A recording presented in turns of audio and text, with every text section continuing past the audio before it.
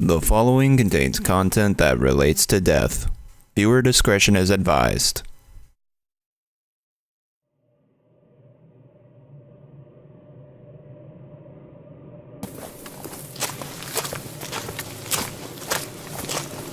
Jessica and I walked through the open doorway, leading to the outside of the cavern. We appeared to be on the side of a mountain. We walked onto the trail of gravel, where the air was blanketed in thick fog. I could only see what was 20 feet away from me. I saw some trees and grass in the pale, cloudy morning light. Everything looked dead, even if it was alive.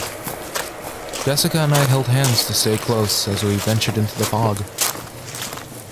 As we carefully walked, we started to feel grass and dirt beneath our steps along the way. Pine trees came into our sights. After a moment, I took another step, but there was only air. Quickly, I fell. Crap! Oh God! Please don't fall down! Jessica tried to pull me back, but she lost her grasp as I fell down a cliff, quickly tumbling down the steep slope for 100 feet. I fell through a black abyss and into different scenery. It was as if I was somewhere different.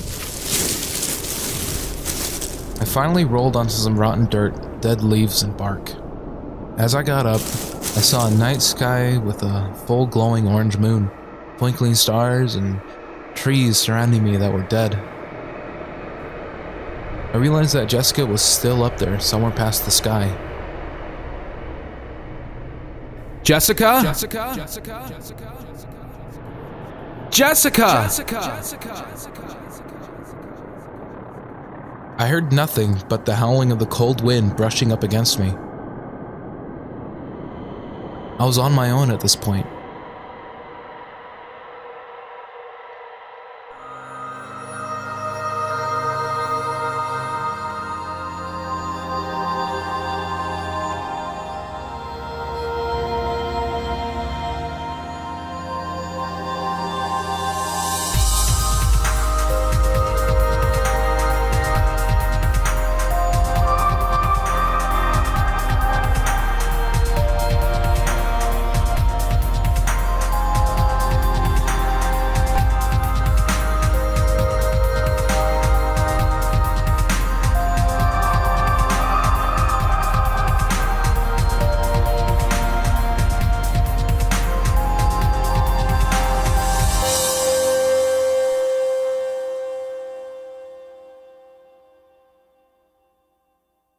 Episode 2, Memories.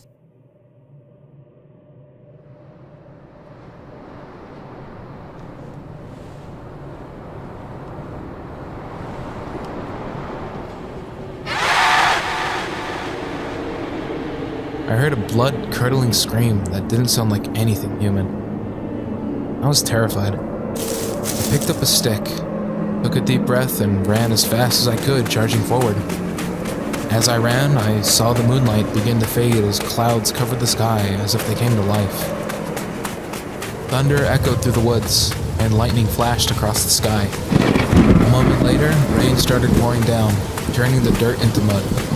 It was harder to move at this point, as I began to sink into the mud. More lightning flashed in the sky, illuminating the woods brightly as the rain soaked my clothes. Suddenly, I fell into a pit of mud. I struggled to get out, but I only sank more. I realized then that it wasn't mud, but quicksand. As I sank, a trail of thick fog collected in a cone, circling fast around me. A group of mud-covered arms came out of the pit, reaching towards me. The fog began to swirl violently, picking up speed as the mud-covered arms started pulling me under. Then I closed my eyes.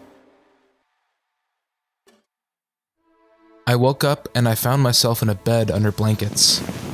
I got up out of the bed and looked around. I realized that I was in my old room at Mom's house, just the way I left it. The rock band posters, my brown dresser with the mirror, the creaky white door with the old doorknob. Everything was in its rightful place. I walked outside the room and into the hallway. I began to smell bacon and eggs. That familiar Sunday morning smell when Mom cooked breakfast back home. As I approached the corner closer, I heard a sizzling sound. I finally came around the corner and saw my mom in the kitchen, cooking bacon in a skillet. Have a good sleep? I stared at her, wondering why everything seemed normal. I still under the drug? What am I doing here? She smiled and lowered her eyebrows, looking at me as if I was being silly. Well, young boys can't take care of themselves, right? They need a mom to do all the cooking. Otherwise, they'll end up sick. But I'm grown up now. Ha! Not the first time I've heard that one, young man. Now, go brush your teeth. Breakfast is almost ready. As she laughed, I couldn't help but notice this and relaxed a little. Seeing her smile was refreshing, but that didn't change the fact that I was so confused. But despite my questions and reasoning, I walked into the bathroom as she had asked. I faced the mirror and saw a 13-year-old boy with short black hair and pajamas. I jumped back and screamed in shock, realizing that it was me. My back was against the wall as I tried to pull myself together. Mom quickly rushed in and stood in the doorway. What happened? Puberty? She smiled, rolled her eyes, and walked back to the kitchen. I walked out of the bathroom eventually and sat down at the kitchen table with Mom to eat breakfast. I started eating her delicious scrambled eggs as she began to talk. Jessica called while you were asleep. She said she wanted to hang out with you. What time is it? 12:30! Ugh, you always wear a sleepyhead on Saturdays. She ruffled up my hair. I didn't recall knowing a Jessica besides that girl I met back at the castle rave. After I was done eating, I threw on a white shirt and a flannel button-up shirt, tight blue jeans, and green and black checkered shoes. I walked out the front door to see the same old rundown neighborhood. It hadn't changed for over 100 years or so, apparently. The government cut off funding for a lot of things to keep the country stable, which meant we wouldn't get nicer houses since it was less expensive to do repairs. I didn't know where Jessica was, so I started walking down my old street. A few houses down, I heard a girl's voice shout at me. Hey! I looked 2 houses from behind me and saw a girl with long and red hair peeking outside the window. Aren't you gonna come inside, silly? Alright, sure. I didn't realize who she was at first, but I figured that was her. I walked up the front door of her house, then she quickly opened the door. She ran into my arms, welcoming me with a hug. I was creeped out at first, but then my arms swung around her waist as I returned a hug back. It was kinda nice. We went inside and upstairs to her room, which was surrounded with pink walls, stuffed animals, and nearly anything else a girly girl would like. She was wearing a jean skirt that went down to an inch above her knees and a red silk blouse. She went down on her bed smiling at me. We talked about going to the lake later. This time, we should explore the woods. I hear there's something weird down there, and it's scaring everyone. Worth checking out, don't you think? Does anyone know what it is? They say there's some sort of mud monster or something. I heard it from those stupid guys who pick on everybody. So really, what do they know, right? But still, it sounds like an adventure. We should go check it out! I stayed over there for a while until the sun was about to set on the horizon. We headed out to the woods only a couple miles from home. Was this really my past? I mean, I remembered some of this stuff, like the location in my mom's house, but not Jessica, or going out into the woods. We ventured into the woods until we reached Farewell Lake. It was a beautiful sight, seeing the sunset's reflection in the water. Jessica laid on the slope, side by side, looking out from the coast. Over hundreds of years, the government started cutting down too many trees, taking up most of the natural earth with buildings, until a certain bill was passed stating that to preserve our planet, there would be no more tree cutting. That meant no more paperback books in development, and no more pencils, for example. There aren't many places left in the world you could go to admire the world's natural beauty. She looked at me and smiled. Her face was so lit up, and she kept staring at me. If I didn't know any better, I would think she liked me. A lot. A moment later, we got up and started searching for the monster. As it got dark, the moon rose into the nighttime sky, shining down a dim light, bright enough for us to see where we were going. We held hands so we wouldn't lose each other. I led the way through the dark wilderness. As we stumbled upon more trees, it became darker as the clouds covered the moon. I stopped when I lost sight of where I was going. I think we're lost. Don't scare me like that! Ow! What's that for? Jessica freaked out. I became silent for a moment. You weren't kidding, were you? I stayed quiet as I didn't know what I could say to that. She wrapped her arms around me tight. Now terrified, I could hear her heart beating fast. I want to get out of here! She pulled me with her as she ran with tear-filled eyes. We ran past nearly 20 trees until suddenly she dropped into a pit of mud. She stood in the pit with mud up to her waist. She struggled to get out. Get me out of here! No! She started sinking in the pit, and I realized it was actually quicksand. No! Don't go leaving on me now! Billy! No! I got on my knees at the edge of the pit and stretched my arm out. Here, grab me! She grabbed my arm, but I wasn't strong enough to pull against the sand. I think she knew that too, because she eventually quit struggling and said her final words. Billy?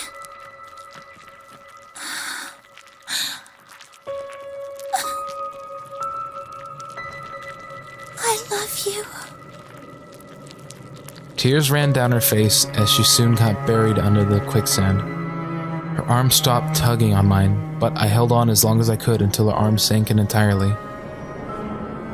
She was dead. I started crying, even though I didn't know her very well. It was still a lost life.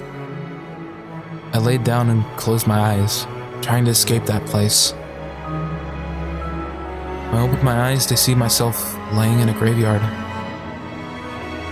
I got up and read the inscription. Jessica, farewell. March 15th, 2069 through June 20th, 2082.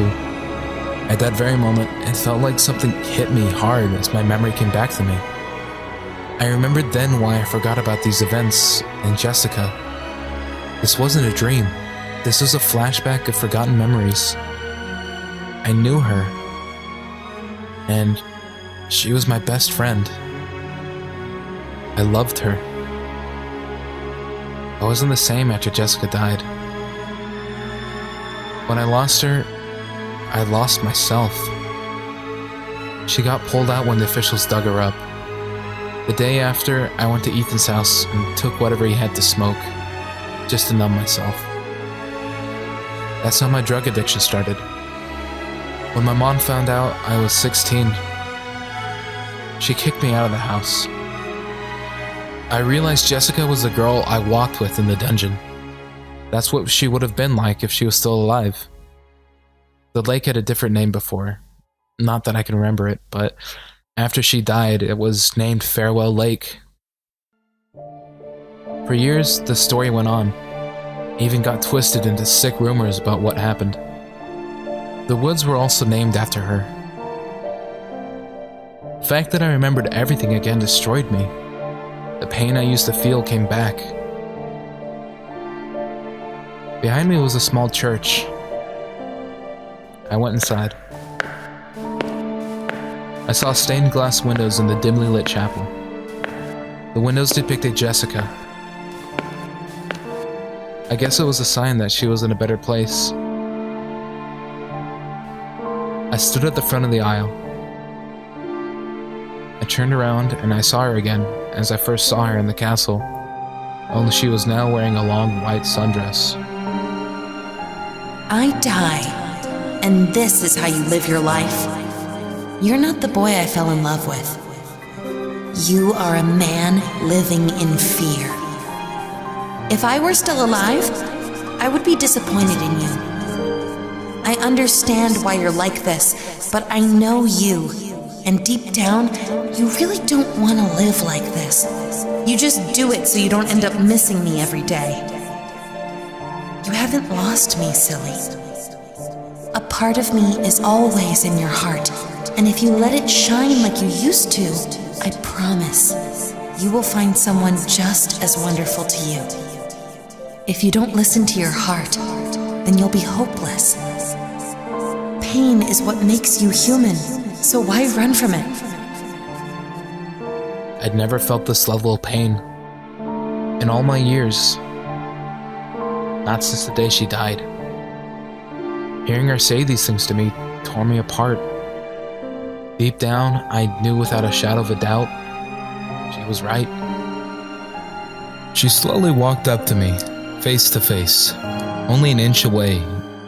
She caressed my cheek with her loving hand and a sad look on her face. I promise you're a stronger man than this. Just know that you are never alone. I always loved you. And I always will. I'm already dead. Don't you think you should focus on your life instead of mine? She turned around and walked towards the door. She looked back one last time. She smiled at me and faded into a blinding light by the door. She really made me think. I walked through the door and I woke up to reality. At that moment, I made a decision. I stood up and decided to write Ethan a note. I was about to put it on the living room table and leave, but then Ethan caught me. Hey, yo, where you going? Oh, I think I'm gonna take a walk outside for a while. Need time to think. Hey, that's cool. Let's light it up and roll out. He started walking to the door, but I pushed my hand against him to stop. It's just gonna be me this time, Ethan. Hey, what's wrong, man? You straight? Yeah, I'm straight. I'm good. I just need some alone time, you know? Well, hey, I'm here if you need me, man. At this point, I was trying not to choke up. Man, it was really hard, you know? Leaving him behind, sometimes I still wonder to myself if I shouldn't have. I feel like I screwed him over. What's this note for, anyway? Well, just something I wrote to read while I'm gone. It's a trip. You'll like it. Ah, I get it now. I got you. I see. This is one of those colorful stories, isn't it? I smoke one and go on a journey, right? A trip? Something like that. Yeah. Yeah. Well, catch you later, man. I walked out the door, not looking back. It was hard, but I had to do it. I went to the bus station and got on the bus that would take me to where I was heading. There was only a few others on the bus besides me. What did the letter say? Well, I want to load something like this. Hey man, I'm sorry, but I realize I'm not where I want to be. I don't even know you anymore. I'm lost and confused, but I know that I want to change who I am and appear as someone who cares about himself. Or maybe I just wasn't being true to myself in the first place. I'm just as shocked as you probably are right now. I'm not myself at the parties we go to. I'm not myself around you. Not anybody, not anymore. I'm gonna travel for a while. Hope you understand. Chicago sounds nice right about now. I'll be there a while, but not forever. So take care, bro. Thanks for everything. I left you a decent chunk of money under my bed. Hope it helps. See you in a while.